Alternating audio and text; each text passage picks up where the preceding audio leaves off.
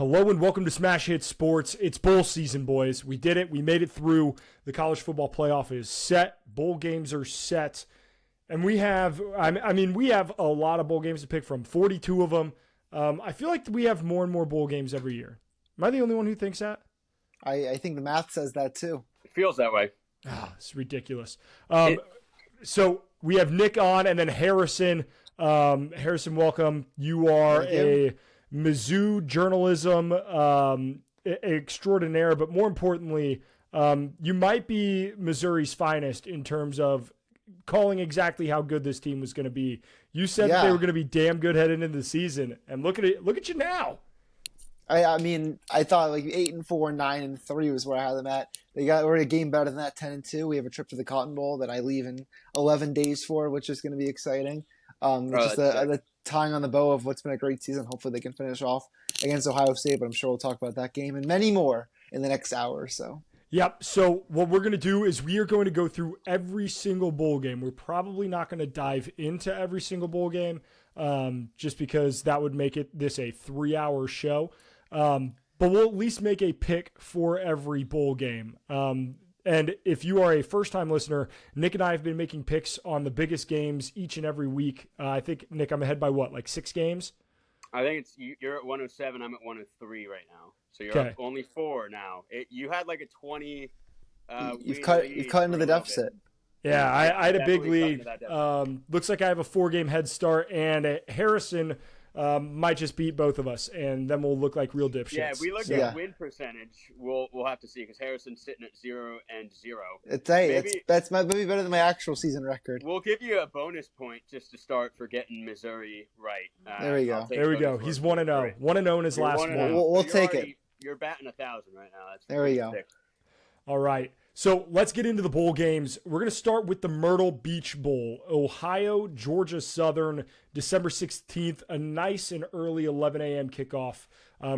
Ohio is Georgia Southern is a 3.5-point favorite. Who you guys got in this game? I actually changed this. I changed one thing after I originally put my picks in. I only changed one thing, and it was this game. Because once I kind of looked into it just even a little bit, I realized that Ohio's missing their quarterback, who's the only reason that Cody and I ever even thought about Ohio all season. Not only that, they're missing their backup quarterback as well. So they're starting a guy who's thrown like 2 passes all season. He's, I think, a run-first quarterback.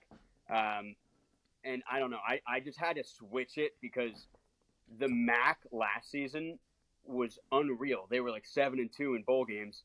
No way that happens again. Georgia Southern flirting with my top 50 rankings all year. I have to go Georgia Southern. Is Rourke not playing for Ohio? No, he's not playing. He's in the transfer portal. So who's their backup? Do we have any idea who this guy is? Well, their backup is he had a medical emergency, so he's not playing either. And for some, I don't know the name because he's never he's just never been on the radar. You know what I mean?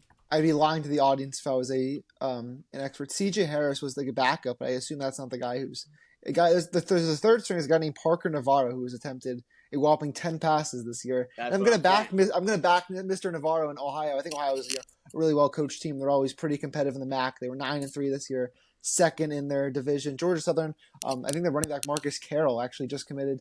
Was it Georgia State or Georgia Southern? Yeah, he actually may have been Georgia State. I might be spreading misinformation. One pick in, which is lovely. But yeah, I'll take my Ohio catching 3.5. Like usually in games like this, I usually lean towards the dog when it's a lot. There are a lot of unknowns. Not doing spread though. Just wait, we're just picking these games straight up. Straight up. Yeah, Harrison. Does that change? Oh my God! Wait, we're picking these games straight up. Yeah, we're just picking them straight up. Yeah, we're picking straight up. Okay, here's the deal, Harrison. We will allow you to do whatever you want. If you want to take the spread, if you want to take straight up, whatever you feel like. You put the line on our Google sheet next to all the just for information. That's on me. Yeah. That's on me. Okay. That's poor communication. No, okay, it's fine. We're in shambles. So I hope you haven't made those graphics yet because I'm about to go change all of my picks right now. But I did make the graphic. I didn't download it yet though. So yeah, I guess that means I'm still gonna pick Ohio here. Okay. But this does change some future outcomes. Let me just put it at that. I had some crazy underdogs later on. That would be some shocking wins for them. Yeah, Well, you, that's you what, put like, Florida State. I literally, was. we'll get to it later. That was the I don't bill wanna- because regardless, This is a semi spoiler, but obviously you're going to change it. But you had Florida State winning. I had Florida State covering 14.5 is what I had. I know, but Cody's the one giving when me I fake saw information. I was like, oh, he's going all out for Florida State money line. That feels crazy. All right. Settle down, boys. We're one game into this, and it's already a shit show. I hope you guys are ready to update that Google sheet because I see some of the big dogs coming here coming up. All right. I'm also going with Ohio. I just don't trust Clay Helton at all. He's one of my. I have a few nemesis in college football. Clay Helton is one of them. Moved on, the Celebration Bowl, which I don't know if it's technically a bowl game, but we're counting it for this purpose. Howard and Florida A&M. Florida A&M's 11-1. Howard's 6-5. I think Florida A&M kind of runs away with it. They're 6.5-point favorites. I'm taking Florida A&M in this one. Yeah, I mean, I what I have written down is that I have no idea, and I'm gonna go with the favorite because again, if we're taking just who's gonna win, if you're giving me 6.5 points, I'm probably just gonna take that like minus 300 money line because I don't know anything about these teams. Florida A&M's quarterback Jeremy Moassa went to Chino Hills, home of the Ball brothers at one point in time. So give me Florida A&M. They're 11-1. They'll finish off their great season. Good no reason. analysis there except for that. There's a couple really games good. I have like that. Great. Yeah. Hey, that's exactly what we need, though. Keeping it moving, we have Jacksonville State and Louisiana in the New Orleans Bowl, which love that they have Louisiana in this game, but Jacksonville State -3. This is their first bowl game, first year in the FCS or in the FBS after moving from the FCS. Yeah, I'm taking Jacksonville State in this one. What about you guys? You go ahead, Harrison. Jacksonville State, I mean, the only game I somewhat watched them this year is they almost beat South Carolina on the road. They were like a 14.5-point dog there. They were competitive for like 3.5 quarters before the Gamecocks eventually pulled away. Give me Jacksonville State. They feel like they've always kind of been competitive. This is their first bowl game. Louisiana is a fine Sun Belt team, but I really think that Jacksonville State is going to get up for this one. And at the Superdome, they're not too far from them, I don't think. And it'll be a fun crowd. I think they'll win.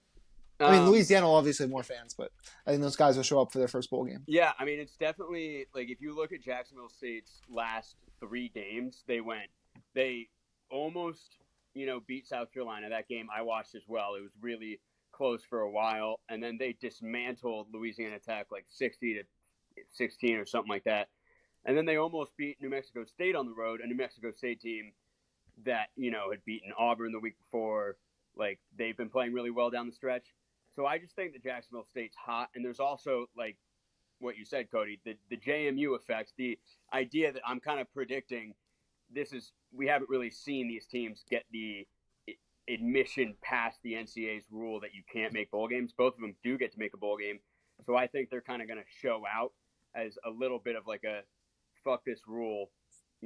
We deserve to play immediately. So I think they're going to win this game pretty handedly. Yeah, it'll be interesting. I don't know how I feel about the American Conference as a whole, and they have a couple teams in some of these early bowl games. Next bowl game up, the Cure Bowl, Miami of Ohio and App State. This is a game. Miami of Ohio is a team that surprised the hell out of me. I didn't think they were going to be really anything outstanding this year, but they had a damn good year in the MAC. What do you guys think about this game? They won the MAC, which is nice. I picked them. Yeah, God damn it, Harrison, you and your big brain. I've been a Miami, Ohio guy like literally all season. Cody knows that I like even in our game picks. Sometimes we'd have to throw like Miami, Ohio versus some Toledo or something in there. I always went Miami, Ohio, and it worked last week. And then I also had Troy over App State last week, and that worked for me as well. So no reason to change that up. Miami, Ohio doesn't have their quarterback this week, but he didn't play against Toledo either. I know, and there's that, and the defense looked really, really good, kind of like a Florida State situation where they stepped up big time. So yeah, I got to go Miami, Ohio. I mean, I'm a Red Hawk till I die. what I said last episode. So. I know how good App State's offense is. Like they put up like pretty good numbers. They usually scoring in the 40s and the 30s, high numbers like that. Miami of Ohio hasn't given up more than I think 20 points in a game since like early October. And I know it's their backup quarterback now, Avion Smith, I believe is his name, had a great performance against Toledo in the MAC championship up in Detroit. Them catching 6.5 here, I think they're going to win the game outright. I think that you mentioned earlier, MAC teams usually very good in bowl games. Motivation factor always gets me into it. I think like Miami of Ohio, they're the team, they won their conference. It's be hard to pick against them, especially catching 6.5. And I know that we're doing outright picks. So give me the Red Hawks outright. And Cody, you're switching it up here though.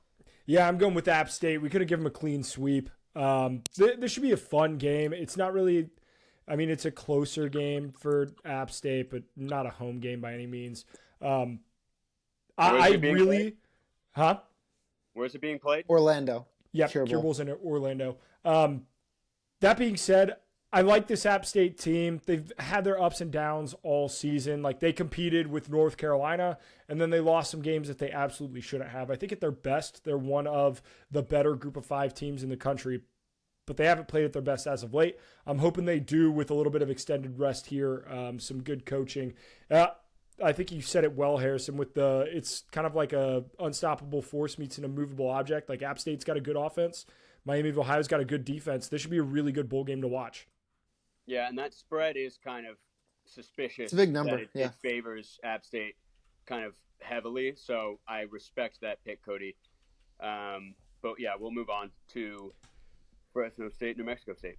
Yeah, the New Mexico Bowl, which love to see New Mexico State in the New Mexico Bowl. We'll see. Someone's got to fill those seats. That's a very intentional, like when they select these games, and I'll be interested to see if they is New Mexico State in Albuquerque. Oh, I have no idea. I think so. We'll give it a Google. I mean, how many cities can you name in New Mexico? There's Santa Fe. Yep. You learned that in your 4th grade U.S. Capitals. That's all I got. It's Santa Fe and Albuquerque, the only 2 I can name. Yep, that's all I got. So I have no idea. New Mexico State is located in Las Cruces, New Mexico. Las Cruces. So don't owe Las Cruces me. Oh no, I totally forgot about Las Cruces. It's a big city. I forgot. New Mexico State. That's where the New Mexico State is. Yeah. Jesus Christ, we just circled all the way back around. That being said, this game is not in La Cruces. 3-point game. I'm taking New Mexico State here. Give me the these guys got some fight in them. They whooped up on Auburn, and I think they'll take that fight to Fresno State. Should be a fun game. Yeah. You're on Fresno also? I'm on Fresno. Kind of just like, I don't know, New Mexico State. I feel like they beat Auburn because Auburn can't throw to save their lives. Fresno State actually has a really good passing offense. So like I'm looking at that Auburn game and thinking that a lot of people are going to see New Mexico State and be like, "Oh, they beat an SEC team. I want to pick them," but be like, "Okay, you don't understand why they beat them though." So I just feel like it's trappy in that sense. So I'm going Fresno. I'll go the other way. I like Fresno to win outright. Mikey Keene, I think, is a good quarterback. I think they can spread it out. Fresno always has a good passing offense going back to Jake Hayner in the day.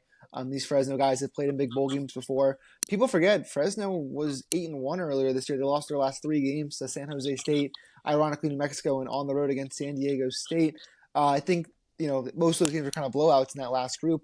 I think about a month to get right between the San Diego State game and this game. They'll figure it out. They're pretty well coached. And I think they'll pull off an upset as a 3.5-point dog. Give me the Bulldogs. Was Logan Fife the starter this year for Fresno State? No, it was Mikey Keene. Or okay. Mikey was the quarterback. Yeah, I'm just looking at the transfer opt-outs, and Logan Fife, quarterback transfer portal, but I don't know if he was a starter or not. No, Keene played the majority for them. Okay, cool. Cool. Yeah. Next game on the docket, we are going Boise State UCLA, the Los Angeles Bowl, which is being hosted by Gronk. I think it's Jimmy Kimmel hosted this last year, so they're upgrading. Yeah, well, fair. At least they got a football guy this time. This will be a really interesting game. UCLA for a while. Chip Kelly was on the hot seat, and then he ended up keeping his gig. Dante Moore entered the transfer portal. UCLA has a couple of guys, Keegan Jones, Cam Brown, wide receivers entering the transfer portal. And then Boise State, Taylon Green, their quarterback, has entered the transfer portal. So a lot of questions to be answered this game. What do you guys got?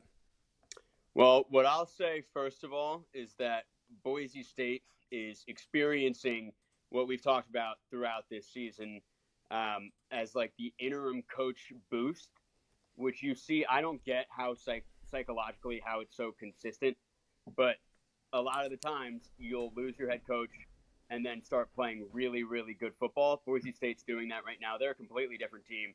They're hot right now. UCLA beat a tired USC. But other than that, they've looked pretty bad lately. So I think I'm going to go Boise State by a good, hefty amount, if I'm being honest. Yeah, you're definitely on the right track, Nick. Spencer Danielson now going to be the full head coach at Boise State. They were actually my group of 5 team before the year. I thought that Taylor Green was going to have a great season, and Andy Avalos was going to coach a really good season for them. Then they started 4-4, and then got hot at the end of the year, and then beat UNLV in the Mountain West Championship. Next year they'll be with the Pac-12, the remaining Pac-12, I guess. I don't think the loss of Taylon Green is like that massive for them. I think he's a good runner, but a little more product of the system. They have an experienced backup, some to say, with a Maddox Madsen, who's thrown for about 1,200 yards this year. He's got a good arm, true freshman from Texas. Do the UCLA players really want to play in this game? What's the motivation for them?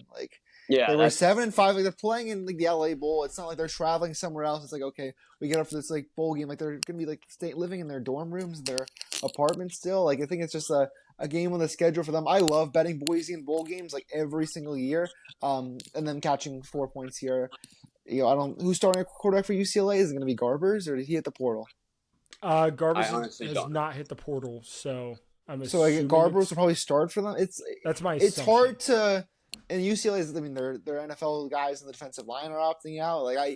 It's hard for me to pick Michael. UCLA in this one. I think the motivation is high. I think Boise wants to carry this momentum into next season with Danielson, who's still been great since he's been head coach full time.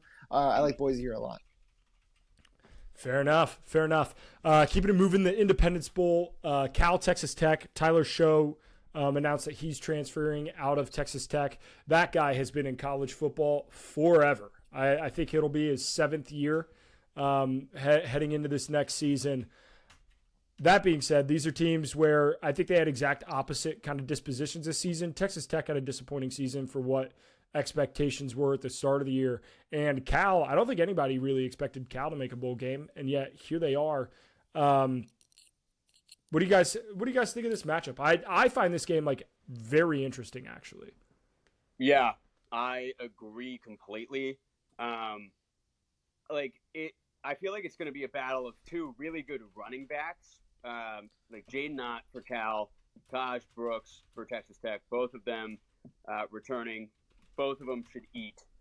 But Texas Tech, their run defense was really probably their biggest problem all year. Whereas Cal's run defense was fine, it's actually pretty good given all context.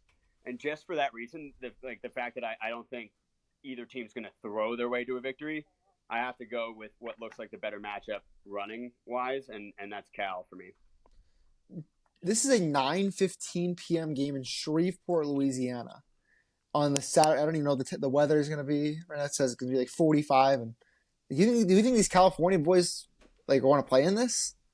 I know Texas Tech isn't that much better, but these Cal kids coming out to Shreveport, they're going to get up for this game. I like Texas Tech a lot. I think they're a much better coach with Joey McGuire with so many injuries this year. Morton is basically their 3rd or 4th string quarterback. Played kind of well towards the end of the year. Texas Tech won 3 games in a row before the 50-point onslaught by Texas. I think I'd take McGuire over Wilcox any day of the week. Texas Tech won their bowl game handily last year against Ole Miss. I think they'll do so again. Give me Texas Tech pretty big, 15 points or more. Yeah, I like Texas Tech as well. Joey McGuire is a hell of a coach. And when you get games like this where you have to find motivation for these guys, I'm going to trust in a coach who has shown that he's done it before. And Joey McGuire certainly did last year. So I'm taking Texas Tech as well. Moving on to the famous Toastery Bowl in what is the biggest crime and robbery of all time.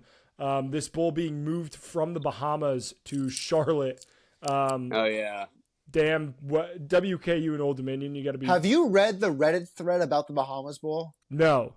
It is the funniest read of my life. Can you? It's like it's a guy's like me? experience out there. Yeah, I'll find it. It's like a guy like went to and just like took notes like in his observations. It's like, yeah, like people were just like walking into the stadium. He was like a family of like natives were like braiding each other's hairs in the stand. Like they didn't even realize they were at a football game. Like there were guys like walking around the track because like it's an absurd thread. It's so funny, but like I'm not shocked that this game is being played there.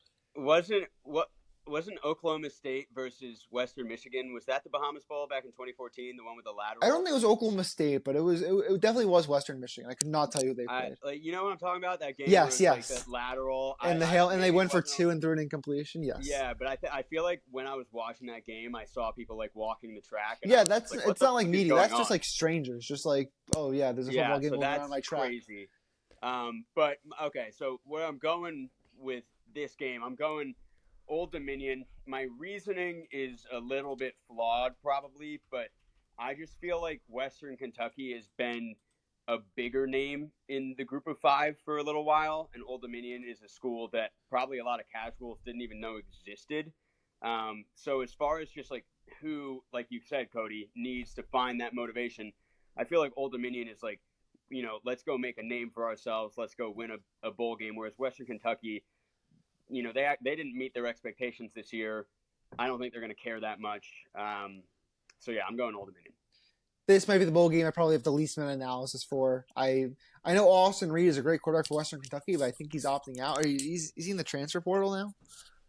Does anyone have any idea if Austin Reed is playing on this game? I'm thinking Western Kentucky regardless. Western Kentucky has a ton of opt-outs and transfers. I don't I'll see pick him anyways. Reed's name on this list, but it is a like double-digit name list of guys who have opted out in this game, which is part of the reason I'm taking Old Dominion. The other reason is this is really, really dumb, but it is kind of says he's playing going with Nick's like fade the public, like people don't know about ODU. This is one of the most lopsided games in ESPN's Bowl Pick'em, 87% picking Western Kentucky. So that 2.5 point, favorites, give me Old Dominion. Yeah, I will say that like when I filled out my predictions on the Bowl Pick'em, that's like how I did it for the first time, looking through all the bowls. I didn't know what they even were yet when I did it. And I like tried to cover up the percentages. And if I picked a team that was like 9% of people picked, I was overjoyed because it just makes you feel that much more confident when you unbiasedly picked this team that everyone for some apparent reason disagrees with. That's just the way Vegas works. You're probably going to end up being right in that sense. So I feel pretty good about Old Dominion here. The other thing that pisses me off is this game is on a Monday and it's a 2:30 Eastern kickoff. Oh, I cannot wait. Don't you have you have a job? Yeah, I have a job, dude. I have to be at work. It keeps you entertained for the last couple hours. Oh, I work at a factory, dude. What do you want from me? Just slip out the phone. Jesus Christ, it's ridiculous. Anyway, next game, Tuesday, December 19th, my birthday. If anybody cares, say happy birthday in the chat. Cody turns 45 years old. Cody turns 45 years old. Fuck you, dude. This is ridiculous. Remember how old I thought you were? Yeah, you thought I was like 37. That's absurd, dude. Jesus. Anyway, it was 35. Keeping it moving.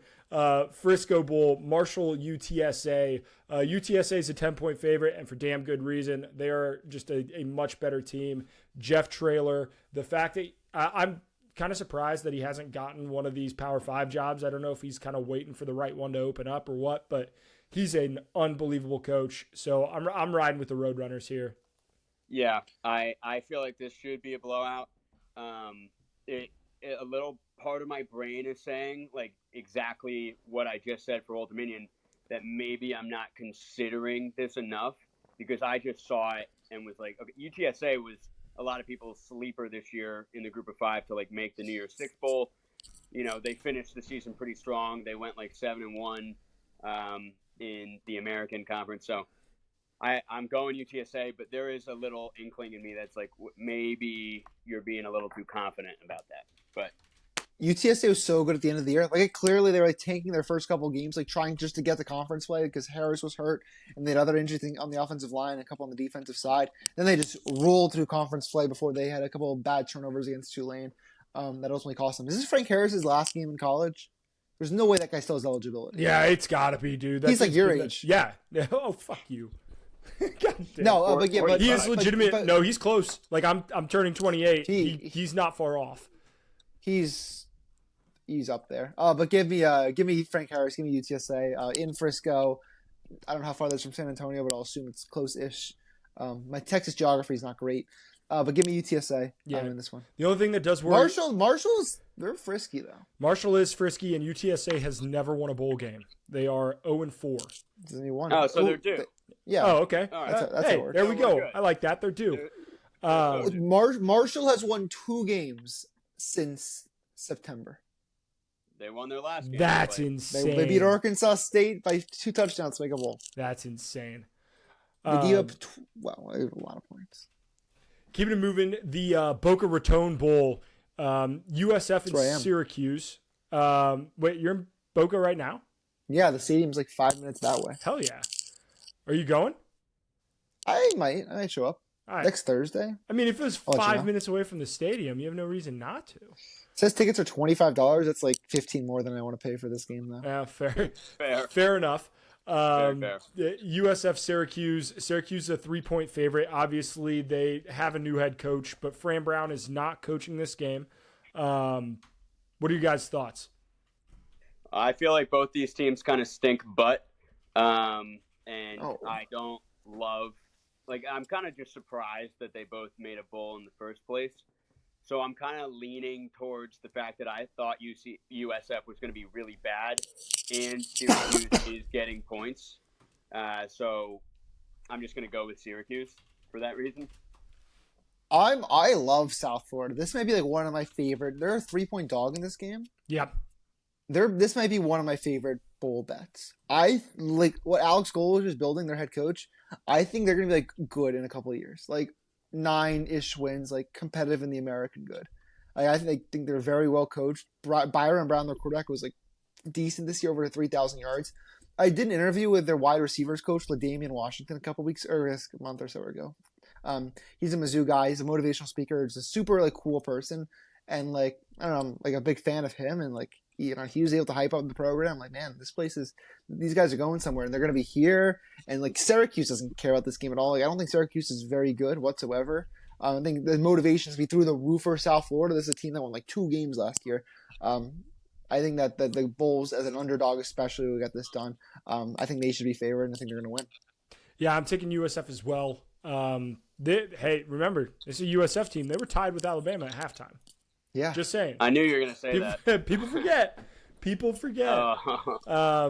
But in all actuality, I do think when it comes to like motivation and everything, USF is just going to be so much more motivated in this game than Syracuse. So, especially with Syracuse's coaching staff on the way out. It's an impression game for the new coaching staff. It could be on the other side of that. Yep, that's what I'm thinking. Gasparilla Bowl, Georgia Tech UCF. My thoughts on this game from the start. There's going to be about 3 snaps of defense played in this game that are going to be worth a shit. And the rest are going to be terrible defense, awesome offense. This game is going to have a ton of points. And I'm really excited for it. I think 22nd, so it's on a Friday night, 6:30 kickoff. I'm taking Georgia Tech. Give me Haynes King. Haynes King, bowl game winner. I mean, it rolls off the tongue. People have been saying that, No, I mean, I'm rocking ACC on this one. I think what we talked about during our Champ Week, episode, we were saying that the ACC did really well against other conferences. A lot of people don't credit the ACC as being a really good football conference, but they did well this year. I think some of their lesser teams might show out. It's kind of why I'm going Syracuse, but Georgia Tech getting to play the Big 12, I think they take it. Whoever made this graphic, I'm going to unfortunately say this is one where I'm changing my pick from the spread to the outright. Give me Central Florida to win the game. I like Miles on in bowl games. I think Reese Plumlee is a good combo quarterback. Actually, Gasparilla Bowl alum, so that's on my resume. Is he John Reese Plumlee's playing? I think so. I don't see why he wouldn't. He's pretty. I don't think he's got eligibility. I don't see him on the opt-out list. And I don't think he's playing on Sundays. But yeah, I like Central Florida here. I thought they ended the year pretty well. Won 3 of their last 4. Had a huge win against Oklahoma State. Georgia Tech, a bad 6-6. A couple of really fluky wins there, including the unbelievable one against Miami. But yeah, UCF, I think probably much of a home crowd for them. They were in this bowl game 2 years ago. They were an underdog and beat Florida outright. I think as a 4.5 point favorite, I think they'll take care of business in Tampa. So whoever's making the graphics might have to flip mine from a Georgia Tech to a UCF. Yeah, UCF had such a weird year that they were within 2 points of Oklahoma, and they beat Oklahoma State by 42, and they lost. They got better as the year went on. Yeah, they lost to Texas Tech, only won by 2 against Cincinnati. Lost to Baylor. They blew that awful lead. God, that was an unbelievable blown lead when they lost to Baylor. Great watch. Yeah, I was watching that live. That was awesome. Hey, the best reality TV there is, college football. And speaking of a little bit of reality television, this team, their quarterback just transferred to Notre Dame. Their head coach is now the head man in College Station. Duke and Troy leading off the Saturday games of the 23rd. Troy is a 7-point favorite against Duke. Kind of crazy. If you're betting, or go on, Nick. I just feel like Duke is kind of in shambles right now. And this spread says it all. Troy, similar to Boise State, is playing, and SMU, you could argue, they're playing really, really good football for the group of 5 right now. And with Duke losing Graham Barton, Dwayne Carter, Riley Leonard left, their running back left. They had a couple of, they're missing just so many people. Their coach left. I don't really like their freshman quarterback that's playing, and Troy's Loftus playing really good football. Yeah, I don't like. He was all right in a couple games he played. He's been, I guess, fine, but there is the argument that this could be the psychological interim shit that happens with Duke, but I doubt it just because of how good Troy looked against App State. We'll also have the interim shit with Troy because John Summerall is taking the Tulane gig. Yeah, he's going to Tulane. That's right. So defensive coordinator for Troy is taking over. If you're betting Duke, what's the logic behind it? The coach of your team is wearing a different team's uniform. The quarterback and leader of your team and your best player is taking pictures with the play like a champion today. Shout out Cody. It's what's the motivation for to prove it to those guys? Duke is just ready to kind of move on to the future. Troy is a really good Sun Belt team. They haven't lost since week 3, and they lost a close game to James Madison. It's got a really good defense. I like Troy here a lot. Another 8-point favorite, but I would feel pretty good about them winning outright. I would bet the spread. That Wednesday game is on that Saturday. Yeah, this Saturday's got a lot of weird games. Yeah, and a game that I'm going to be honest, I don't think I've watched either of these two teams play pretty much the entire year. Arkansas State and Northern Illinois. I know that Butch Jones coaches at Arkansas State, so I'm on Northern Illinois. That's pretty much the logic here. No way. Yep. I did not know that Butch Jones was coaching Arkansas State. That actually makes me want to pick Arkansas State even more. Oh, Jesus Christ. I'm going Arkansas State. They beat Texas State 77-31 just 3 weeks ago. Northern Illinois didn't do anything like that ever. So for that reason alone, I'm going Arkansas State. Well, actually, that reason plus the fact that I just learned Butch Jones is their quarterback. I'm not going to waste any of our time. Give me Arkansas State. Just no reason behind it. Arkansas State's going to win. Trust me. There we go. Trust me. Sources. Trust me, bro. I have a couple other games like that coming up. All right. Including the South Alabama game. Yeah, that game. Oh, yeah. We don't need to talk about that. We'll get there. But, yeah, JMU Air Force. Yeah, JMU Air Force. I'm excited for another James Madison first bowl game. This should be – I think the motivation is very, very cut and dry here. It is. It's the JMU effect. The NCAA told you to go kick rocks, and you won enough games that it didn't matter. And now you're playing in a bowl game. You're probably the best Group of 5 team in the country. It's definitely not Liberty. I know that. It is Liberty. You shut your mouth. It is. That being said, JMU here. I'm taking them. They're 3-point favorites. Should be more. Air Force kind of collapsed at the end of the year. Like there was a point in time where Air Force and James Madison were both 8-0. Yeah, no, Air Force was like, for a while when I was doing my bowl predictions, they were the Group of 5 team that I had making it to the freaking Fiesta Bowl. And then they, lose to Hawaii. They lose to like Navy or whoever they were losing to. It's just really bad at the end of the year. I believe that they could figure it out. But their coach has been there for like 20 years, so it's not like this, like new. Like I just feel like the motivational aspect of it is just so old. It's not going to be like this new story like it is for JMU, where they get to kind of show the NCAA like they deserve to be in a better bowl. So yeah, JMU to cover. What's the ESPN percentage on JMU -3 or pick or outright whatever?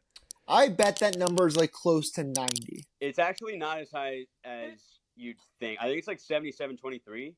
It's 83 right now. I mean, I have it pulled up right now. 83% to James Madison is what the pick'em's on now, which is crazy. Whoever's making this graphic, I'm sorry because I'm flipping Air Force. Oh, give me the veteran coach against an intern with a month to prepare, especially an option team. I bet on Air Force last year against Baylor, and it was like, last year's bowl season wasn't a memorable one for me. I'll tell you right now. Air Force beating Baylor last year, I thought was one of my best picks. Give me Troy Calhoun. He's been there since 2007. Everyone in the world is going to pick JMU to win this game. I think Air Force. I know they have a month to prepare for that option. I know they have a month to prepare for that option, but Air Force has got a month to prepare for them too, and it's a new coach. I can't hate against betting against the public. I love doing it, but this one feels too. I tell you, you mentioned it. Air Force lost 4 games in a row at the end of the year after turning 8-0. They have a month to prepare. Motivation factor. Isn't going to be a huge issue for them. Their players. I mean, the players are focused on finishing off the season because they have a good team. They're so I mentioned the coaching staff has been there for so long. They've been through all this before. Air Force has had good teams. They're gonna upset America's team. Give me Air Force in an upset. Fair enough. Keeping it moving. Georgia State, Utah State. Georgia State being talked about recently during the Heisman conversations because LSU just kind of put their nuts on the table and smacked them around against Georgia State. That being said, Georgia State has lost 5 consecutive games, it looks like. And their best player is now a Missouri Tiger. Yep, and their best player. Hey, yeah, there we MIZ. go. So I'm taking Utah State in this one. The spread's 1 point. I mean, so it should be a pretty close game, but I don't know enough about either of these teams. I'll just take the hotter team in Utah State. I know that Marcus Carroll is the entire Georgia State offense. He's not going to be lining up, and I don't think there's a Marcus Carroll lined up right behind him. So give me Utah State. They're playing out in Idaho. It's much closer there than it is to Georgia per geography. So I'll give me Utah State to win this one. I know that Georgia State at kind of the beginning of the year was tracking towards having the best season in their school history. I am almost positive they didn't reach that because they lost so much down the stretch. But I still think that they're going to finish strong. And when the spread is basically a pick'em, it solidifies my thoughts that this game is going to be close. And if I'm coin flipping, I'm just going to take the team that is lesser known, and that's Georgia State. For that sort of same reason that I went ODU. I'm looking at the opt-out list for this game. Utah State quarterback Spencer Petras is opting out of this bowl game. Yeah, I knew about that. And I did not know that he was still in college football, which is... I think he's been out all year. He transferred from Iowa? Yeah. Yep. Transferred from Iowa to Utah State. So, next game up, I am currently doing a rankings of every single bowl game, And this is bowl game number 42 out of 42. Eastern Michigan, South Alabama. I thought South Alabama was going to be a little spicy to begin the year. They knocked off Oklahoma State and then haven't done shit since. They are a 16-point favorite. This is the largest spread of any bowl game this year, and therefore I'm picking South Alabama. That's South Alabama. I don't want to waste anyone's time. Yeah, this spread is insane. So if we're just picking money line here, it's got to be South Alabama. Hell yeah. All right, keeping it moving. This game, I'm low-key kind of excited. This is one of the games I'm most excited for. The Las Vegas Bowl, Northwestern, Utah. I'm very legit. Like, David Braun has done one of the best jobs of coaching, like taking over that team after a 1-11 year with like 3 weeks before the season. Utah is a 7-point favorite. I don't give a shit. Give me Northwestern. Give me the Wildcats. David Braun has got these boys buzzing. What is Utah playing for? You know what I mean? Give me the Wildcats. They're always playing for something. No. Utah in bowl games, yeah, they're gonna. All I have to say is this feels like a classic trap. That Northwestern, like, shout out David Braun, but people are talking about him so much. The Big Ten West was so bad that, like, if they were in any other conference across all of Power 5, they're like a 4-win team. But they got to play in the Big Ten West. Utah is so much better that I almost think that a 7-point line is disrespectful to Utah. If we're going money line here, I have to go Utah by a good amount. Yeah, I think Northwestern might cover, but if we're picking outright, give me Utah. It's, again, hard to bet against Kyle Whittingham in a bowl. Bryson Barnes, I think, will start.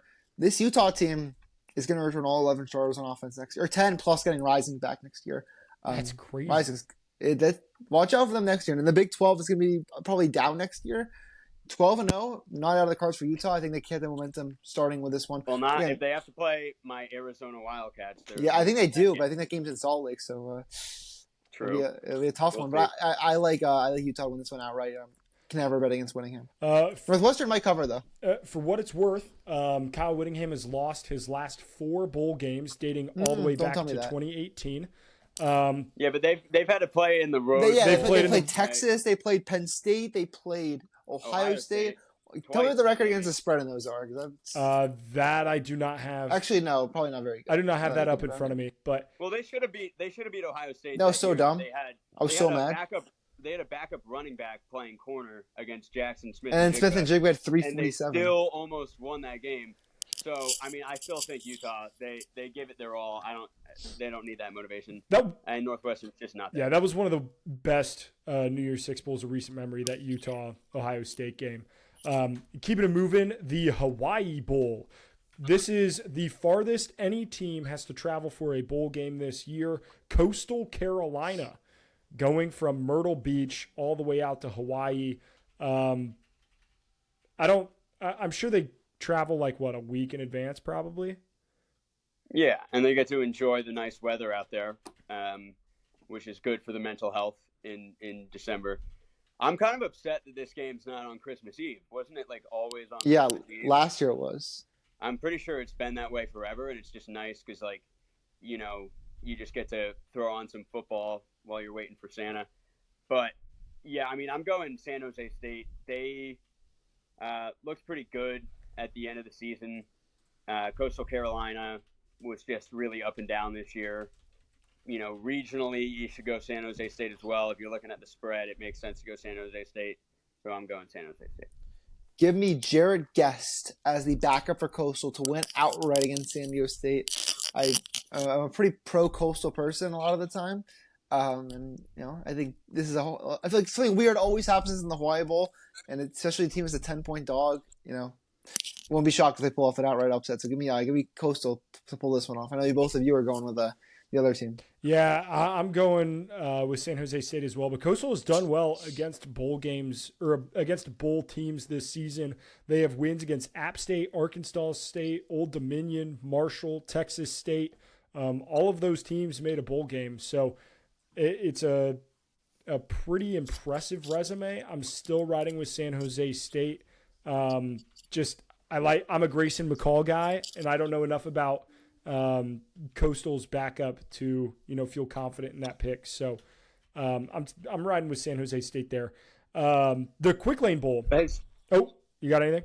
Real quick, is Grayson McCall announced where he's going? He's going to NC State. Yep. NC State. Okay. Which NC State Cool. has been That's all I need. really weird about getting transferred. The weirdest 9-3 this year. Wow. Yeah, we'll get to them a little bit later. Yep. The Quick Lane Bowl, Bowling Green and Minnesota. Man, this is the ugliest uniform game maybe of all time. Oh my This God, is that's a great this point. is the worst uniform game maybe in the history of college football. The orange and That's it's like that, like hilarious. red. Yep. Yeah, no, that's going to be disgusting. I didn't think about that. But, yeah, I mean, I'll just go real quick that I think Minnesota is really bad this year. They went 5-7. It's stupid they're even in a fucking bowl game. And Bowling Green, they were up like 28-3 against Toledo 3 weeks ago. They've been playing pretty well down the stretch, so I'm going Bowling Green.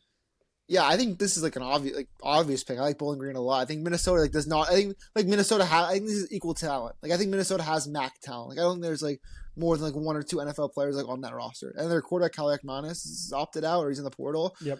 I don't know Minnesota's backup quarterback.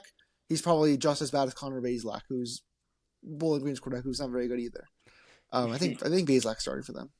But yeah, give me Bowling Green as a 3.5-point favorite. They'll win outright. They'll probably win that game by more than that. Yeah. Yeah. I'm hoping that Minnesota's defense holds up, and that's what I'm going to pray on because I don't know. I couldn't in my heart of hearts pick Bowling Green. So I picked Minnesota, and I don't feel great about it. I'm going to be real honest. Don't feel good about it. The First Responders Bowl, Rice and Texas State. Unfortunately, we don't get to see JT Daniels play another football game. He's medically retiring, which I know we are all so sad. You hate to see him go, but you love to watch him leave, kind of deal. That being said, I cried actually when he announced it. I picked him on the Heisman once. Yeah. Back in 2016. 2021 when he was at Georgia. this year. Oh yeah. Yeah, this year. We're at Rice. Yeah. Yeah, We're all going Texas State. We can save some time, I guess. I'm going to be honest. You have to remind me who I picked for this one. You picked You- Texas you went State. Texas State, great pick. I love him. One of my favorite bowl picks. Yeah. You've Don't said be that asking. for greater than 50% of your bowl picks. that was hyperbole. Okay. All right. If you're extremely confident in the Texas State Rice Bowl game, give me a call because I need help. Yep. That same. I'm taking Texas State just for the vibes. The Guaranteed Rate Bowl, UNLV, Kansas, and I don't think Barry Odom has gotten enough credit this year, so I'm gonna take this opportunity to give Barry Odom credit. He's a damn good coach. The difference between what Arkansas's defense did last year and then what they've done this year without Barry Odom and what UNLV did last year versus what they've done this year with Barry Odom, I think it's a testament to just how good of a coach he is. Is he as good of a coach as Lance Leipold, though? That's the question. I don't think the answer is yes. I think Kansas they've got a better offense, the better quarterback play. So I'm going to take the Jayhawks. We've seen 3 Kansas quarterbacks this year, and all 3 of them have impressed me. It's probably the only team where their third stringer is actually a really good football player. So I don't care. I'm pretty sure Bean's going to be starting. But it should be chaos good. could ensue, and I would still pick Kansas in this game. I believe in them, and they're still not relevant enough. They're still in the back of their minds. They've been Kansas football for so long that regardless of who they play, they're going to go all out just to prove themselves. Yeah, and that's why I'm picking Kansas to win this game outright. I think Bean's been a good backup quarterback for them. They were 4-4 after their 4-0 start. I think Leipold is a top 20. I'm going to reset my coaching rankings once the season ends. Leipold's around the 20 to 25 mark. So give me KU. Just think the talent is just much better than UNLV's. Yeah. Yep. Keeping it moving to the Military Bowl. This game is in Virginia Tech's backyard, which kind of makes me a little nervous, but I'm taking Tulane in this one. They've just been more cohesive all year, and I understand that Willie Fritz is gone, but I like what Tulane's shown all year. It looks like Pratt is still going to play, and if that's no, is he? I didn't see that. They're an 8-point dog without Pratt. Or with Pratt? No. Tulane's been pretty bad as of late. Tulane's an 8-point dog with Hold Pratt on, let me starting. Something's not right. Shit. That's. It doesn't say that he's not playing. I keep. They're saying he's a potential candidate to enter the portal. If now. Pratt is starting this game, this spread is like 10 points off. Virginia Tech's like not good at all. No. And like they went 6-6 in the ACC. How many games did they even win in the conference? I don't know, but I do think Virginia Tech is better than you are giving them credit for. This is one of those games where I think a lot of people were picking Tulane on the ESPN Bowl Pick'em, and I like covered the percentage because I picked VT. And was just jumping with joy. And then I look at the spread, and VT is like -8, and I was just like, okay, this is. They must think Pratt's going to the draft, is what my guess is. Yeah, which is fair. He probably should.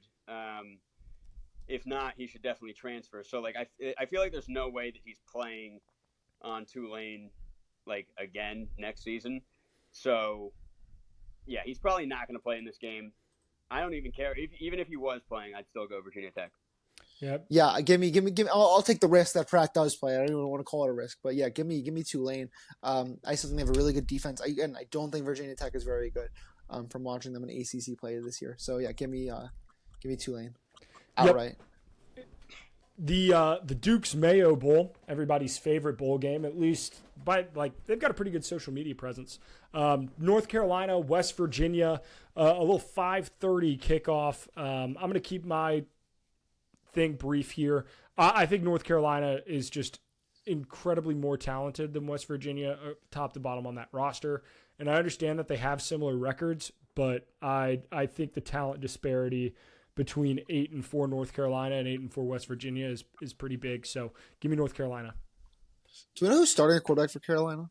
I do not, but I will find out. Max Johnson. Is it Max No Johnson? way. Oh no, No. Oh, god damn it, dude. You got me it's wrong. Connor Harrell. These are back up through 6 passes this year. I'm about to go pick him to a bowl game. I think he played a little bit in the last game they played. He threw 4 passes against Campbell. Wonder if he's any relation to Graham Harrell. I'm gonna go no on that one. I'm going West Virginia in this game. They finished with a 6-3 record in the Big 12, and the Big 12 had a plethora of teams that were kind of beating up on each other, so I find that pretty impressive. They also easily could have beat that Oklahoma State team, could have finished 7-2 in conference. Actually, they beat Houston on a miracle, so I guess whatever. I bet on that game. I had Houston. Yeah. That was my bet win of the year. So, yeah, I'm going West Virginia. I just feel like, especially when Cody and I, we were doing our Big 12 preview, we were saying West Virginia is in shambles. They're going to be terrible because there's all this drama going on with their coach, blah, blah, blah. They pulled it together, had a really good year. North Carolina's been reeling. They're losing Drake May. I don't know how much they're going to care either. Tez Walker's probably not playing. So, yeah, give me West Virginia. Give me North Carolina. I think Omari Hampton's a really good running back. Give me Mac Brown of the month prepare over Neil Brown. That's honestly what it comes down to. A lot of these random bowl games, just me liking the coaching. And I think Carolina was a huge dog last year against Oregon, fell just short. They're a big dog, I guess, again against West Virginia. Are they a dog? I'm pretty sure West Virginia's favorite. Yeah, yes, West Virginia's favorite. Yeah, they're 5.5-point dog. Yeah, give me Carolina outright. And I just want to let you know, as in this down, I've already bet Tulane money line against West Virginia or Virginia Tech, in the last 2 minutes. Oh my god! I just could not believe that was. You love to see it. The Holiday Bowl, USC Louisville. I'm not convinced anybody on this USC team actually gives a shit about the football games that are being played this year. They've lost 5 of their last 6. Give me Louisville. Do we think Juwan Jordan might go for 200 or 300 yards? That's my big question. I like Louisville outright. Louisville, I think in a rout. Braum, I think, was absolutely exposed by Norvell in the ACC championship, and I think he'll take his victory lap over Lincoln Riley in the Holiday Bowl against the USC team. I think it's going to be the freshman Malachi Nelson starting to them. I hope so. I want to see him play, but yeah, Louisville offense will have their best game of the year. Louisville has Braum's a very good offensive coach, and they have good weapons.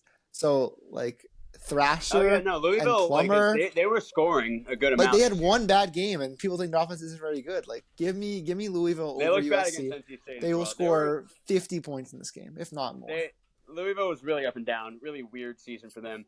I had Louisville for a little bit, but then I saw too many people that were almost as confident as you guys that it screams to me like this feels like a trap.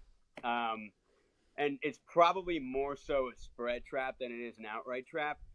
But I'm just going to go USC outright because it's a bowl game. It's the type of matchup that you can just imagine something chaotic happening. And so I'm just going to go with USC. This is easily the least confident I am in like a matchup between two Power 5 conferences. But I just feel like there's too many people that are like, I guarantee USC gets smoked. And it's like, I don't know. I'm excited to see Malachi Nelson play. I hope it is him that's playing. Yep. It's an interesting a lot of these teams is kind of like a preseason game for next year because you get to watch, the next guy up. Oklahoma State, Texas A&M in the Texas Bowl. All of us picked Texas A&M. I'm going to be honest. I don't really have a phenomenal reason. I just think Texas A&M has a good chance to stop the run. And that's, if you've done that against Oklahoma State, you've been able to beat them. So I just saw what Oklahoma State's guys did against Texas's weapons because like Texas has like much more talent than Oklahoma State, but I don't think Texas A&M's talent is like bad. I think they have a lot of speed, especially receivers, a couple of good backs. Like I think Oklahoma State's defense is like really bad. So I think if Texas A&M can generate enough offense, they should win this game pretty easily. So give me the Aggies. Oklahoma State has been so weird all year. Like they at some points have looked like the worst team in the Power 5, and then at some points they're putting up really good numbers. But you're playing an SEC team who, like you said, Harrison, have a lot more talent. And like you said, Cody, I don't think Ollie Gordon's going to be doing all that much, and they're going to have to rely on him a ton in this game if they want to win. So, yeah, I'm going Texas A&M pretty confidently. Yep, keeping it moving. The Fenway Bowl, Boston College and SMU. Boston College, the worst team to make a bowl game per ESPN's SP Plus or whatever. SMU is an 11.5 point favorite. Honestly, the fact that SMU is in this bowl game, I think it's disrespectful to SMU. Liberty making the New Year's Six over SMU was just as bad as putting Alabama over Florida State. No, like Liberty went undefeated. It's the my God, enough. This is the logic behind this. SMU is miles better than Liberty. SMU had 2 losses. Liberty they played Big 12 teams. Who's the best team that Liberty beat? Oh my God. Okay, yeah, but then that's like going in NCAA 14 and scheduling FCS Southeastern, 12 times. FCS Southeastern. Yeah, they played. They had literally the 133rd worst strength of schedule. The bowl teams that they played, Liberty won handedly. It was a joke. No, they played like 2 bowl teams. SMU was the first team. Was the first team to beat Pratt in Tulane in like 2 years. Who with their backup? This Liberty is a joke. Conference USA, right? So they got to play Western Kentucky, Jacksonville State. Oh my God, gauntlet! Beat all of them. SMU That's 3 beat bowl Tulane with Pratt. Nobody can say that. They've done that in 2 years. Tulane almost lost to like 7 Oh teams. my! Yes. Look, we're getting off track, boys. Boston College, SMU wins this game by 4 touchdowns. Yeah, Boston College is awful. I actually love SMU, but Kevin Jennings, respect. Rhett Lashley, respect. 100% deserve to make the New Year's Six. Well, and we get to watch him get killed by Oregon.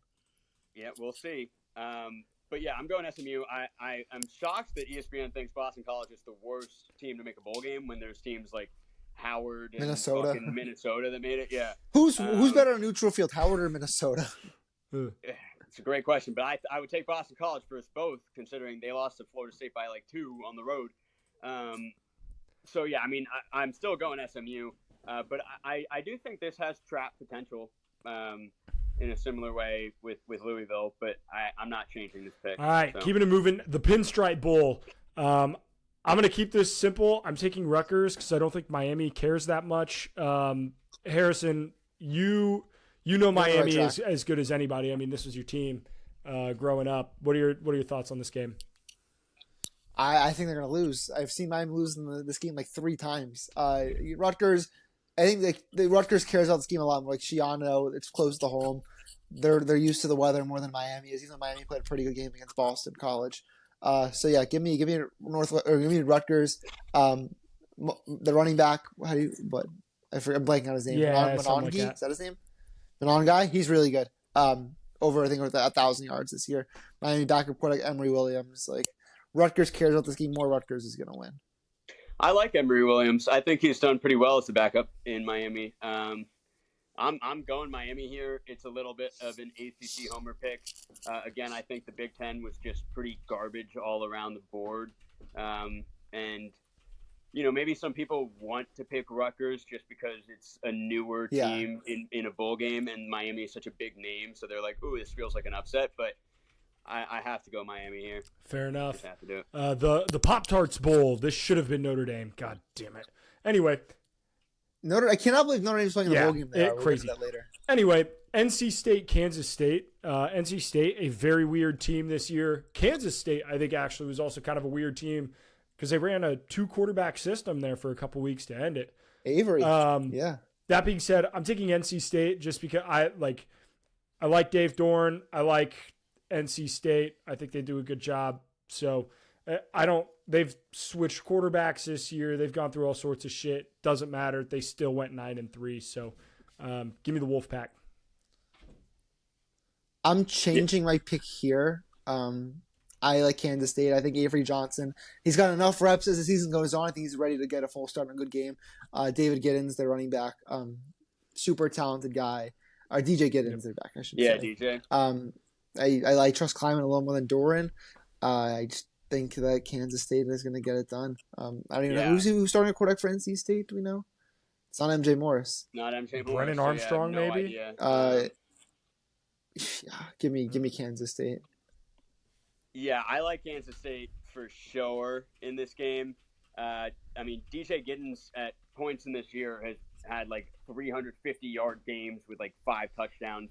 He has the potential to do that against NC State. I don't love NC State's run defense, so I feel pretty confident. This is I'm going against the ACC in this one just because I don't think NC State is as good as advertised. This game is a perfect 50-50 split on the pick'em.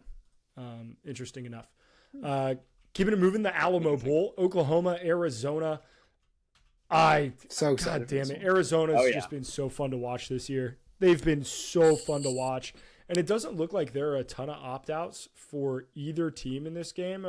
Oklahoma has like a decent amount. Obviously, I'd be shocked if Arizona had any. I mean, obviously, Dylan Gabriel. Well, Jackson Arnold. That's the thing. Jackson Arnold. Once. This is if you're an Oklahoma fan. True, which is exciting. I hope to God this game ends up being like a shootout classic bowl game, but I genuinely think Arizona is like God tier right now. In my brain, what they've done this season, it's like crazy how high they've jumped up my board to the point where I think they could win this game 49-10, and there's something wrong with it. I know that. But, I'm going Arizona. Didn't they lose 2 of their 3 games in overtime, right? They lost 2 in overtime, and the other one was to Washington by 7. And then they were beating teams like Utah by killed them a ton of points. They're going sicko mode. That's just the only way I can This is say it. one of my favorite bowl picks. Noah Fafita, the running back Coleman, McMillan. This is a good team. And Jed Fish. I think Fish is a great coach. I like the motivation factor for Arizona. They want to finish off 10. When was the last time Arizona football won 10 games? 2014. I know this is they're better than their basketball team. They might smoke them. I am also on the train that I don't think Jackson Arnold is very good. Ooh, that's an interesting take. I had one experience watching him in high school. I went to Texas and I saw him and I wasn't moved. Yeah, I feel like that might be it might not be the greatest of sample sizes watching him play 3/4 of a game against another good Texas high school team. But especially in his first start, I think it might be a struggle for him. And Arizona's really going to get up for this. And I bet their fans travel to this one too. Their defense is playing lights out. Yeah, give me Arizona. I'm gonna ride it. They've been really fun this year. And Cody, you're going Arizona as well. Absolutely. 3 for 3. We got the good ones coming up. The Gator Bowl, Kentucky and Clemson. Not this one. Nick, you're a Clemson guy. I picked Clemson, but tell me why I'm right. Listen, we don't have – we're losing a little bit of talent to the opt-out world and the transfer portal, as in, Makuba. Toriano Pride never even played for us, and he was like the number one cornerback in the transfer portal, so that doesn't bother me at all. Clemson has actually been starting a bunch of true freshmen on defense down the stretch, and they've been balling out. Khalil Barnes, safety, balling out. We have a couple guys on the defensive line that have been special of late. I think we're going to be able to – Clemson's always really fucking good against the run. Like, that is just – whether we're bad or good, we're just so good against the run. And Ray Davis is Kentucky's best weapon offensively. So I think we swallow him up. The only problem is that Clemson is prone to beating themselves up. So I think we could dominate this game and somehow still lose, just because that's what I've been trained to believe the past 3 years. But I was honestly kind of like, this felt almost disrespectful that we even got matched up against Kentucky, because we did finish pretty strong, and Kentucky just like wasn't really that good. So give me Clemson. Love Clemson here, actually. I agree with you. They're going to play right against the run. They've won their last 4 games. This is kind of like, feels like a couple years ago. They were getting hot at the end of the year. Then beat Iowa State in their bowl game with a similar spread to this. One more chance that Clemson fans get to beat Devin Leary. They did it last year. They lost him the year before, assuming Leary starts this game. But yeah, I think Clemson's a better coach. I think Dabo likes to get these guys up for the bowl games. I know they lost last year to Tennessee. But usually Clemson, they know kind of what's at stake, and they'll travel well. This is which one is this? It's the Gator Bowl. Yeah. Oh, Jacksonville. So it's not too. Bowl. Again, that's pretty close to them. Up in Clemson. No, I mean I know a bunch of people from Clemson that are going to that game. Yeah, give me Clemson pretty handily. Well. This is one that I see the spread, and I'm going to go right over to the website where we lose a little bit. Yeah, I mean I refuse to bet on Clemson. At least the spread, I just don't do it anymore. But smart. Well, Clemson basketball, that's a different story. But we'll have to wait. That's where it's 5.5 now. It may have changed. We'll talk about college basketball at a later time. But yeah, Yep. Cody, you're going Clemson as well. I wonder if I was able to convince you there while you were right. I mean, Kentucky, in games where Ray Davis didn't carry the entire offense, they weren't very good. So Clemson should be able to stop them. The Sun Bowl, Oregon State, the Notre Dame Fighting Irish, God's team. That being said, goddamn, do we have so... This is an ugly game. Between the amount of guys who have opted out for Oregon State because their head coach left, and the amount of guys who opted out for Notre Dame because it's Notre Dame. It's not even that their head coach left. It's also just like Oregon they're playing in Pac-2 next year. Like Oregon State, everyone that plays on that team should leave. You know what I mean? Like it's a travesty. I have no idea who Oregon State's quarterback is going to be. That is the only reason why I'm picking Notre Dame. I think Xavier Watts is going to play. Your what's the award for best defensive player in college football? Benedrick. I think I pronounce it wrong. Benedrick. Yep. Benedrick. Yeah. Ben Gulbranson is for Oregon State. I've never heard of that guy in my life. He started the final 8 games of the 2022 season. Wait, never mind. I'm thinking of somebody else. I have heard of that guy. That's just what it says here. I was thinking of the Notre Dame quarterback. They were pretty good at the end of last year, so that is interesting to me because obviously Sam Hartman, Joe Alt, Blake Fisher, a bunch of Notre Dame guys, they're all entering the portal. Draft. Come on. They're entering the draft, not the portal. Opt out. Get off my ass. Well, no, but a ton of guys are entering the portal as well. But yeah, the Sam Hartman, Joe Alt, Fisher, estimate they're entering the draft. I am plugging my nose and picking Notre Dame in this one. Yeah, Angeli's low key kind of a dog, but this is one that I kind of wish that I went the other way, but I'm not going to change it because I made the graphic already. Yeah, well, you have to change the graphic for some of mine though. Unfortunately, it's true. You might as well, but no, I'm plugging my nose and picking Notre Dame. Give me Freeman. They won their bowl game last year in South Carolina as a slight favorite. I think they were a dog in that game actually. But again, it's give me Notre Dame's talent over Oregon State's talent. Just think that Irish get it done. At this point, if are there fans even going to come to this game? Like the Tony the Tiger Sun Bowl? Like who's going to this game by choice? Yeah, I'm not even sure Tony the Tiger's going to this one. It's not going to be an exciting watch. I actually think I feel really not great about that. Maybe I'll take Oregon State spread just because it's pretty high. Because I mean, this is just going to be an ugly game. So yeah, I'm taking the under regardless. That's my. Yeah. I'm taking the under. Keeping it moving to the Cotton Bowl. All right, Harrison. I have been. Wait, no. We got to do Memphis. Iowa State. Memphis outright. I saw him play this year. Hennigan's good. Yeah, that's all. Liberty Bowl. They're at home also. They're an 8-point dog at home. It's kind of weird.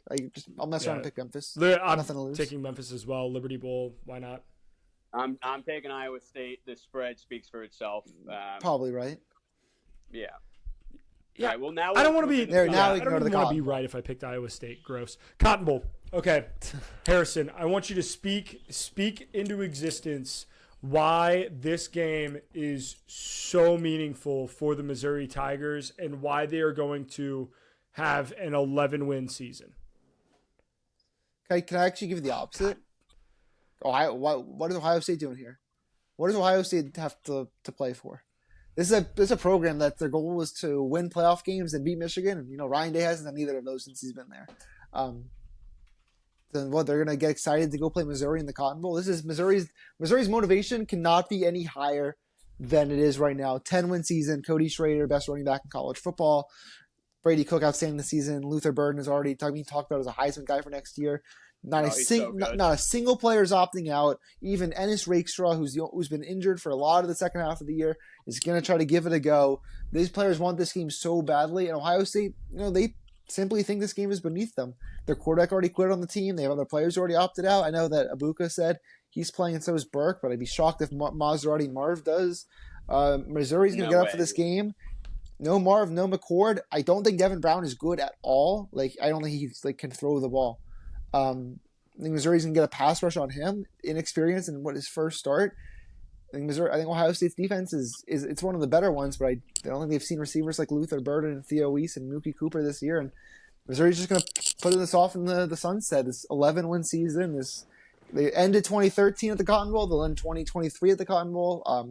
Drinkwitz hasn't won. 33. Yeah, well, see, I'll be. Cody will be close to his 50th birthday when we get to that one. This is what I have to say. But give me Missouri. Drinkwitz wants his first bowl win. He'll get it. First of all, I do think that Ohio State in the past, because again, they've lost to Michigan 2 years in a row and have played in some meaningless bowl games that were beneath them, and they've showed out in those games. They've had, and again, that's kind of because Ohio State just has such a plethora of talent. They have not this freshmen. one. Yeah, but they still do technically have guys. But this is my other thing. I'm going Missouri because I just did my mock draft, and there's probably about 12 Ohio State players that could go in the first 3 rounds. It's insane the amount of talent that I think is, NFL top tier ready that won't be playing in this game is crazy. Now, Denzel Burke and Egbuka are playing. There's probably a couple more. I don't know if Jack Sawyer's playing, Tommy Eichenberg, Lathan Ransom, those guys. Idea. I have no idea. But if they do, then I think this game's going to be really close because I do think Ohio State is going to play up to this and not kind of relax like we saw Georgia do against Texas back in 2018. But you still have to go Missouri here for what you were saying, Harrison. Everyone is playing in this game. Everyone's returning next year. This is the best season they've had in so long. Drinkwitz, possible coach of the year. Luther Burden is if he's matched up against Denzel Burke, that's going to be a really fun matchup. Yeah, you just have to go Missouri here, but I do think it's going to be a great game. Definitely excited for that one. The Peach Bowl, Ole Miss, Penn State. I think this is a really fun matchup between James Franklin and Lane Kiffin, two guys who have just continually not been able to win the big one. I was going to say big game James versus big game Kiffin. It's like the immovable object against the unstoppable force, immovable object. And you kind of get that with the offense and defense too. Penn State, phenomenal defense, dog shit offense. Ole Miss, dog shit defense. But hey, say one thing about Lane Kiffin, he can put up some points. I'm excited for this one. I'm going to go with Ole Miss just because they've won 10 games. It's the second season in program history where they've won 10 regular season games. And I think they'll have a chance to get to 11 here. So give me the Rebels. I like Ole Miss too. I think they want to bounce back. They lost this game to Baylor in their New Year's Sixth, and I think Kiffin kind of wants this ticket to Franklin a little bit. You see the similarities between the two. Chop Robinson's already opted out for Penn State. I think that's not nothing. I think Ole Miss is able to run the ball with Quinshaw, and I think Dart's had a decent year, and Trey Harris at the receiver for them. So, I don't think Penn State's going to have the offense to really keep up. I think Ole Miss kind of wins a low-scoring game, and Kiffin gets his first New Year's Six wins. I like Ole Miss a lot in this one, actually. I actually disagree. Wow. Yeah, I think that this is going to be a high-scoring game. I think it's going to be very fun. Not necessarily reminiscent of that USC Penn State game where it was just like 55s, but I do think this is going to get up there. I think that Penn State's offense is better than Ole Miss's defense. I'm not sure if Ole Miss's offense is better than Penn State's defense. There will be some opt-outs, but I'm going Penn State just because of that alone. I do think it's going to be really close. I'm expecting this to be like a Drew Aller kind of come out of the closet game where he's like, wait, guys, like I can play quarterback a little bit. I'm not like shit. This Penn State offense isn't garbage like people are thinking it is. And again, they've been able to put up some big numbers against teams this year. We're just used to them watching them play against Ohio State, Michigan, and some of the better defenses in the Big Ten. But this is Ole Miss. Ole Miss does not have a very good defense at all. So I'm expecting both teams to get to the 30s, and I'm going to go Penn State by a little. Keeping it moving, the Music City Bowl, Maryland-Auburn. I don't really love this game, and I'm going to be honest. There are so many good games on the 30th that this is not on my must-watch list. So I'm going to take Auburn, and I don't feel great about that. But, hey, it's what we're riding with. Give me Auburn, SEC over Big Ten. It's like an auto play. Yeah, I feel like it should be an auto play, but I've been pretty cruel to the Big Ten so far, and I do think that the SEC is due to not have a great bowl season. So because, again, Cody knows this, that I was kind of a Maryland homer this year, I'm going to go with Maryland. I don't like Auburn. I don't think they're very good. So yeah, DMV guy picks Maryland. Who would have guessed? Doctor. Keeping it moving, the bowl game that nobody wants to actually play in, the Orange Bowl, Florida State, Georgia. Georgia has complete and total apathy because they are national championship or bust, and Florida State has complete and total apathy because, well, they think they should be in the college football playoff. They should be. I guess. Anyway, that being said, this game is a 14-point spread. At least it was when I did the notes here. The Dogs win this. They struggled to put up points against Louisville. If they struggled to put up points against Louisville, this Dogs defense is going to be all over them. And I don't care if it's their backups, their third strings. It does not matter. They have dogs down there in Georgia. Georgia could have 50 players opt out, and they would still outperform Florida State's offense on the defensive side.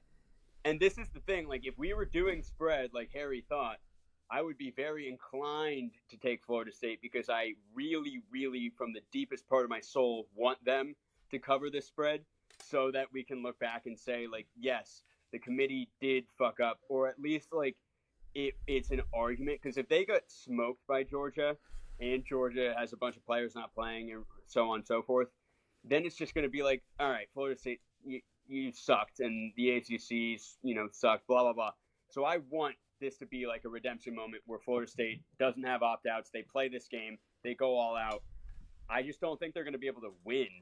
But I hope they keep it close. I think Florida State will keep this close. If I'm doing a spread, I'm taking the Seminoles. Like, I think their defense is really good, like a top 10 defense in the country. I don't think Georgia's offense is as good as it was in years past. I think Bowers will probably opt out of this game considering he's already had an injury and he's pretty much locked in for a top 15 pick. I feel like he's going to play. Maybe. Nolan's keep it close for 3 quarters. Give me Georgia. Georgia wins outright. Florida State covers. don't discredit Florida.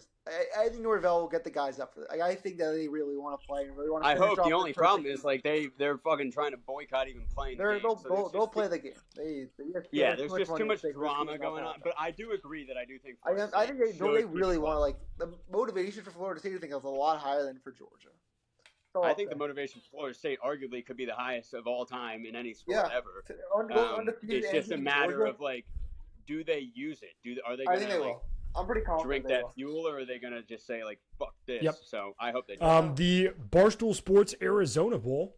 An interesting matchup. Wyoming was in this game last year, and I believe they won it last year against Ohio in overtime. A really good bowl game, actually.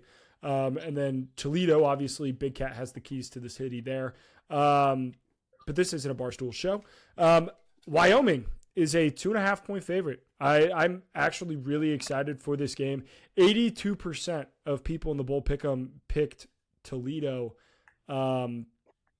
It's shocking to me. We all picked Wyoming. I always fade Toledo. I think Jason Candle's like a bad. What? Like go to like there's that and this. No, I think Candle is like a fraud, low key. Wow. My logic with this was like I think the MAC was gonna kind of regress to the mean a little bit, and Toledo was reeling towards the end of the season. Didn't look very good against Miami, Ohio. Should have lost to Bowling Green. Wyoming, who started out hot, kind of struggled a little bit, lost to that Air Force team. But in general, just because I think the Mountain West is a better conference, I'm going to go with Wyoming. Yep. Give me Wyoming. Fade Toledo. Give me Wyoming as well. It's because Toledo lost their win total last year. It was annoying. Yeah, well, fair. I had them to win the MAC this year at plus 400 in that. God damn it, Miami of Ohio. Let's go, baby. Jesus. ReliaQuest Bowl, Wisconsin, LSU. There's no way that Jaden Daniels plays, right? No way. He's fine. He'll play. You think he'll play? He does, because they didn't do this whole like Heisman campaign and this that kid Jaden. They didn't do this for him to opt out. I think he's gonna play in this game. Also, even if he doesn't, like I think. I want to see Nussmeier. I think Jaden Daniels he's gonna be a top 20 draft pick. Let him sit out. I want to see Nussmeier. Yeah. If Jaden Daniels plays, I think the game's over by halftime, and then we see a second half Nussmeier. I wouldn't be shocked if like that's the case anyways. Yeah, I think if Daniels plays, he should only be playing. It'd be a good send off for him. Like after he's already won the Heisman, like I think it's a cool thing. And and he's had like 50 touchdowns, but like he could really up that number a little bit, kind of like do a victory lap. Yeah. And obviously avoid getting hurt. Maybe don't scramble. But I hope he plays to make that game at least a little bit fun. Wisconsin was so disappointing this year. I saw Daniels play twice this year. Not too many people say they saw the Heisman winner play a couple games. Saw him against Missouri and against FSU. But yeah, hopefully they get it done against Wisconsin and finish off this great year. He's my favorite player in college football. It got a little bittersweet at the end because I had a really nice Bo Nix Heisman ticket, so I was rooting for him to win it. But I'm obviously very happy for Jaden. I will say, Cody, that we our last episode we were kind of doing like our predictions or who we wanted to win the Heisman, and we gave our pitch on why it should be Jaden Daniels, but we haven't talked about it yet today. I'm very happy that they got it right, even though you saw it was really close. Yeah, Neighbors is going to play in this game though, which is nice. Ooh, I love that's big too. But yeah, I'm pumped that Daniels they gave it to him. I'm very happy. Yes, you can give me LSU big. Same. The Citrus Bowl. This game, they gave us two absolute stinkers in the 1:00 slate for this game. Iowa, Tennessee, and then Liberty, Oregon in the Fiesta Bowl. Iowa, Tennessee, I could not give less of a shit about this game. I hate Iowa's offense. It brings me pain to watch. I'm so sick and tired of it. Give me Tennessee. God damn it, Iowa. You frauds, you losers. Tennessee. There should be a minimum amount of points that you have to score throughout a season to make a bowl game. Iowa should be banned from playing in a bowl. I agree. It's disgusting football. Again, it is hilarious watching them because it's just like you can be so right about it. Cody and I predicted the Michigan-Iowa final score like to a T. People were like, "Oh, bet the Iowa over 0.5." That's so disrespectful. They were never going to score in that game. Of course not. Like I would be shocked if they put double digits up against Tennessee. I like Tennessee. Yeah. Like Tennessee, what's the number that Tennessee needs to score to win this game? 10? 10 points. Tennessee wins 16-3. Gross. Yeah, Milton will have one big one, or they'll break off one big run, and it'll be Love to see it. That line's 8.5. That's like a teaser spot. Yeah, I feel like. That's definitely a teaser 100%. play. Like I'm staring right teasing. at LSU Tennessee teaser. I like it. I like it. Oh, you that's disgusting. Fiesta Bowl, Liberty, Oregon. Oregon is a 16-point favorite in this game. 94% on the pick'em have picked Oregon. That's too low. It's Oregon by a billion. That's like 5% too low. Why is that? Yeah, no, I really want Liberty to ball out in this game. There's no way they win. They're not going to win or probably get close to it. But like if this was like a 49-35 type game where it's like, oh damn, like good for Liberty, they put up some points, I'd be pretty happy. Oregon also has a lot of people like Jordan Birch, Brandon Dorless, Kyrie Jackson. I don't know if they're opting out. I have no idea, but they're NFL draft prospects on the defensive side of the ball that if they're not playing, we'll have to see. I don't know. I like Liberty. I hope they play well. But yeah, obviously this is over. If you're doing an ESPN confidence pool, there's 42 games, right? Oregon should be number one. Like you do that, you don't think twice. I actually think they are for me. If you're doing this and not taking Oregon at 1, you're making a mistake. Give me Oregon. Oregon wins this game by 30. I'm telling you, Liberty is really bad, and Nix is going to play, and they're going to finish off this game. Liberty's Love to see it. No. Liberty is by far the worst group of 5 teams to play in the year 6 and 10 years. Like I can't even think who's the worst. Yep, I don't hate that. All right, college football playoff. We have the Rose Bowl and the Sugar Bowl. We'll start with the Rose Bowl matchup. The 1-4 Alabama and Michigan. The line was 1.5 when I last looked at it. Not sure what it is now. I know Michigan is still the favorite, just barely. That being said, boys, what do we got? Yeah, this is surprising to see what you guys have in comparison to what I have. If we're starting with this game, I'm going Michigan. I think Alabama is getting way too much respect for beating Georgia. A lot of people are just upset at how much, drama there is. Like, if you thought Alabama deserved to be in the playoffs, you're so tired of Florida State news right now. You're saying, like, I guarantee Alabama's the better team, and therefore you're picking Alabama to beat Michigan, especially because Michigan has played pretty bad against SEC teams. But I just don't think Alabama is that much better than Florida State. And I think Michigan is kind of clearly the best team in college football this year, so I'm going Michigan. If we're going, I am going the other way. I'm going Alabama. Give me Saban. Saban has only lost the semifinal game once with a month to prepare, and that was against Cardale Jones, who nobody really had film of. I can't trust Harbaugh enough. It's so hard. It's a tough pill to swallow. Last year, Michigan losing the semifinal to TCU, I call it the most shocking college football result of my life. I have no idea how TCU won that game. I thought Michigan was so much better, and I thought that with a month, and the TCU just was not going to be ready for it, and Michigan came out and laid an absolute egg. And now, instead of playing Max Duggan, they're playing Nick Saban and Jalen Milroe, who's second team All-SEC. Like, give me Alabama, and I think they win it by a touchdown or even 2. I think they're going to stop Michigan's run game, and McCarthy's not going to have the answers. And they're not going to have the weapons to beat Bama on the outside. And they're just – this Michigan offense just has a ceiling to it that, like, if things aren't going right for them, they have no other options to turn to. But it just didn't happen this year in the regular season because when they had adversity in the one game against Ohio State, they just gave it to Blake Corum, and he had a couple big runs. Like, I think Bama a much better offense than Ohio State. Give me Saban. I think Milroe is still getting super underrated. Low-scoring game. Give me Michigan or Alabama 24-10. Damn.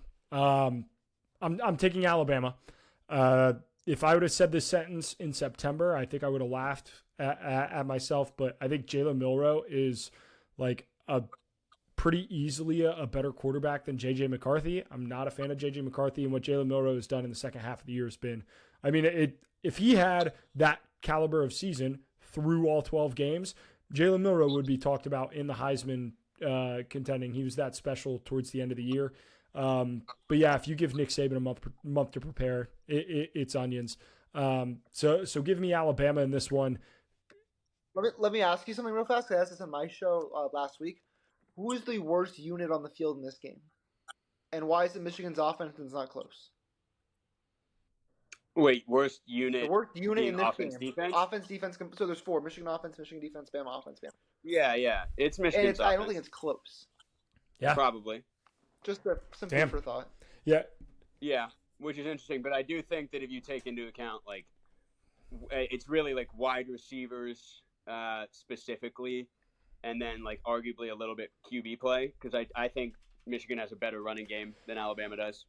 So. Yep. It should be a phenomenal game. And I'm also really, really excited for the second game. I think the second game has a little bit more blowout potential for both sides, not just, one team being significantly better than the other. Like, I wouldn't be surprised if Washington or Texas blew each other out. The spread is 4.5. Texas is the favorite against Washington. That being said, I watched a game, and damn it, I had to watch it on my phone because I was at a wedding. But I watched Dylan Gabriel carve up that Texas secondary like a turkey on Thanksgiving. I mean, he went like a hot knife through butter. And if you don't think that Jalen McMillan and Roma Dunze and, goddamn it, can't remember the third guy, but yep, Jalen Polk. If you don't think that they are going to absolutely obliterate that Texas secondary, I don't know what you got coming to you. I don't see how they stop Michael Penix in that offense. So give me Washington. I think this game could have some serious fireworks, like some 60, 70-yard plays, and I am incredibly excited to watch. Who do you have, Nick? So my thing is that I'm expecting this game to be one of, if not the best games of the college football season. I feel like the Oklahoma-Georgia game with Baker, that game from like 2017 or whenever it was, I think this game is probably going to be really close to that, where we might have an overtime where both teams are in the 40s, just back and forth punches being thrown. I don't expect either defense to really perform all that well, just because of how dynamic the offenses are. And, like, these are two of the best receiving corps in college football, where you have Xavier Worthy and Adonai Mitchell and Jatavion Sanders at tight end for Texas. And then you have, obviously, those 3 wide receivers you mentioned for Washington. Jonathan Brooks for Texas, I think, might He's be out. He tore his ACL. Because they're back, he tore it second to last game of the year. Yeah, they Baxter and Blue. God. Blue is playing really well for them. He was so good all season. That is a crying shame. Yeah. But Baxter has looked good too, because I was kind of wondering when I was watching Texas Oklahoma State. I was like, where the hell is Jonathan Brooks? But I wasn't glued in. But yeah, Baxter looks good. That sucks about Jonathan Brooks.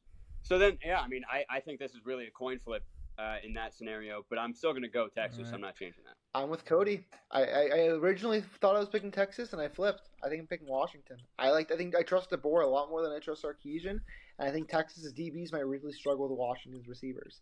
I think Washington was playing possum a lot in the last month of the year, just trying to slug it out and get by games. And then I think they played by far their best game of the year against Oregon in the Pac-12 championship. A really shocking result. I kind of thought how that game turned out. Has the Big 12 ever had a team in the final? Ever the Big 12 team's winless because it's always Oklahoma. TCU last year did. Duh, I'm done.